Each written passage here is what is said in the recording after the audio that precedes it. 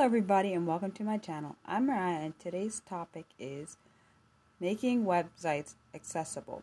In this video I will cover everything about making websites accessible.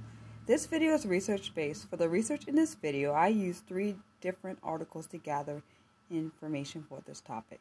The first article was called What is Web Accessibility? From the Accessible Metrics website. What does web accessibility really mean?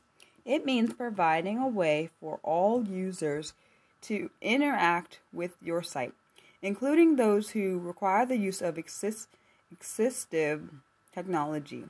Your website is accessible if it works with a screen reader, if your videos have accurate subtitles and low flashing, if your colors have suitable contrast, and if it's navigable with assistive devices other than a mouse or a touchpad. What does this mean for me? Every website should be accessible to all patrons. Just like businesses are required to make buildings accessible to everyone, websites should also be usable for everybody. Web accessibility may even be more important than physical accessibility, since the web is a virtual environment welcoming all users equally, even if they cannot and aren't comfortable leaving home. Website accessibility may seem like a difficult task, but it doesn't have to be. Accessible Metrics is an easy-to-use tool that monitors website accessibility and provides error resolution solutions. By improving your website accessibility, other factors may also be improved, like the SEO, design, and usability for all users. What is 508 compliance? 508 compliance refers to Section 508 of the Rehabilitation Act, which states that government resources should be accessible to all patrons.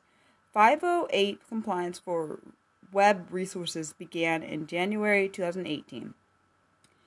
508 compliance is required by all federal agencies and groups receiving federal funding. Standards for compliance is based on the WCAG 2.0 AA. 508 compliance refers to websites and all online resources, including PDF, video, sign-up forms, and more. What is ADA compliance? ADA compliance refers to the Americans with Disabilities Act, or ADA, which states that businesses must be accessible to all patrons. That applies to government, businesses, and nonprofits. It states that businesses are responsible for making reasonable accommodations. The Department of Justice and civil rights groups have won ADA lawsuits requiring non-compliant businesses to make their websites accessible. Standard for compliance is based on WCAG 2.0 AA. The second article I read was called Do All Websites Have to Be ADA Compliant? And this is also from the Accessible Metrics website. ADA lawsuits concerning web accessibility increased 177% from 2017 to 2018, from 814 to 2,258. This number is set to increase again in 2019. And this article was also written in 2019. That's why it says 2019 there. As more and more business owners land in civil court, it's led many business owners to wonder, do all websites have to be ADA compliant? Does my website have to be ADA compliant? The answer is not clear. Do all websites have to be ADA compliant? Technically, the Americans with Disabilities Act, or ADA, Title III, which concerns public businesses, does not specifically address websites. Local and state government must be accessible under Title II of the ADA and Section 508 of the Rehabilitation Act. However, ADA civil suits have been brought against businesses with inaccessible websites, and courts have ordered some businesses to make their websites accessible. What does this mean? ADA legislation, as it applies to websites, is currently a gray area. This often leads to the misinterpretation of the law. This often leaves the interpretation of the law up to the court where the lawsuit is filed, generally a state court. Suits have been filed in every state, even though the majority of cases are in New York, Florida, California, Pennsylvania, and Massachusetts. Do all websites have to be ADA compliant? That depends. Courts generally reach one of the following conclusions. Yes, a business website is considered a public accommodation and must be accessible. Yes, but only if the business also has a physical location that serves the public. And no, the ADA does not specifically address websites and therefore does not apply. Why is ADA compliance for websites unclear? It's well known that the Americans with Disabilities Act, or ADA, requires brick and mortar businesses to be accessible to all patrons. This includes considerations like wheelchair accessibility and braille or large print for the blind and low vision patrons, among other things. The ADA references public accommodations and outlines 12 categories that essentially cover all types of public-facing businesses. However, the legislation does not address public-facing websites. When the ADA was created in 1990, websites were not widely used, so the legislation did not address them. The act has been updated over the years, but no language was added to address web accessibility. This has left unclarity as to the question of whether all websites have to be ADA compliant or not. What if I lose an ADA web accessibility lawsuit? Since the ADA does not specifically address web accessibility, it means that the Department of Justice, or the DOJ, will not at this time intervene. This means it cannot levy taxes or penalties against non-compliant businesses. However, individuals and groups can file suits against businesses. If court rules in the favor of the plaintiff's favor, the individual or group, the business will be ordered to make their website accessible and may have to pay the plaintiff's attorney fees in some cases. Failure to meet their obligations in the time allotted may result in a civil contempt of court change or additional legal action by the plaintiff. When will the ADA address websites?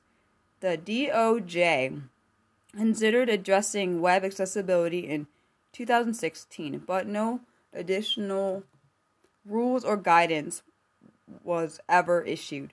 When addressing the matter in 2018 and taking no action, the DOJ referenced executive orders issued by President Trump regarding reduced regulations. The foreseeable future clarification from the DOJ is unlikely. These rules nearly made their way to the Supreme Court in 2019. In 2016, a web accessibility civil suit was filed against Domino's Pizza.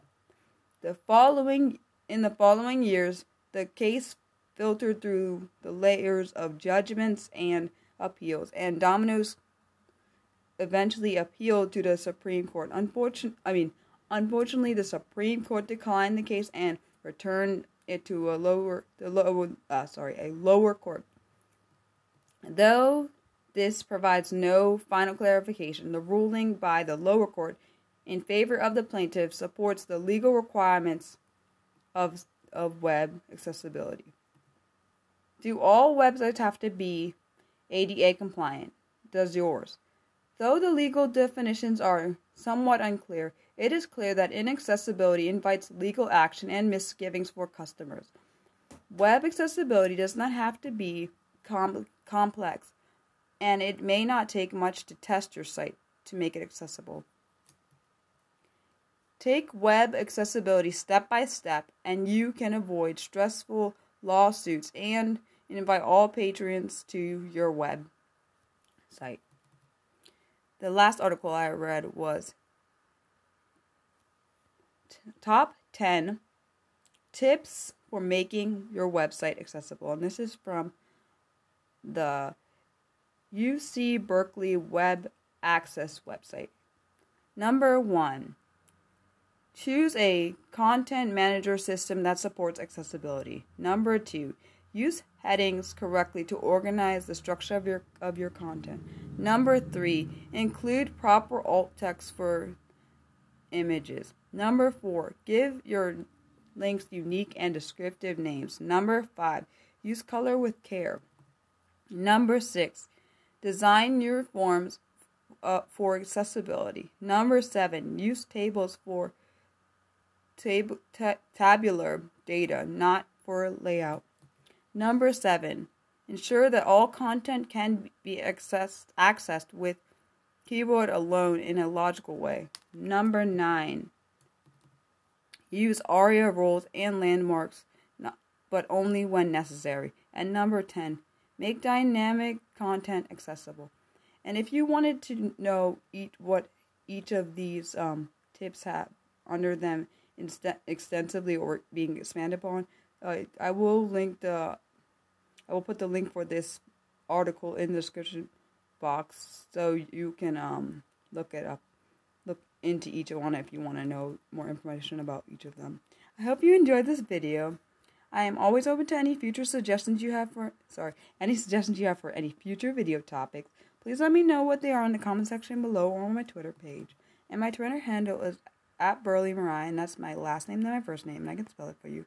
@BurleyMariah. The next video will be on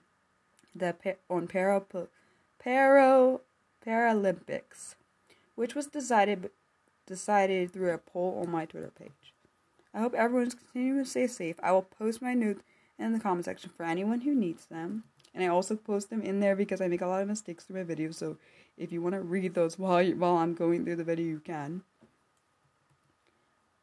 Please like, share, and subscribe if you want to and found this video to be helpful. Feel free to share this video with anyone you think might need it.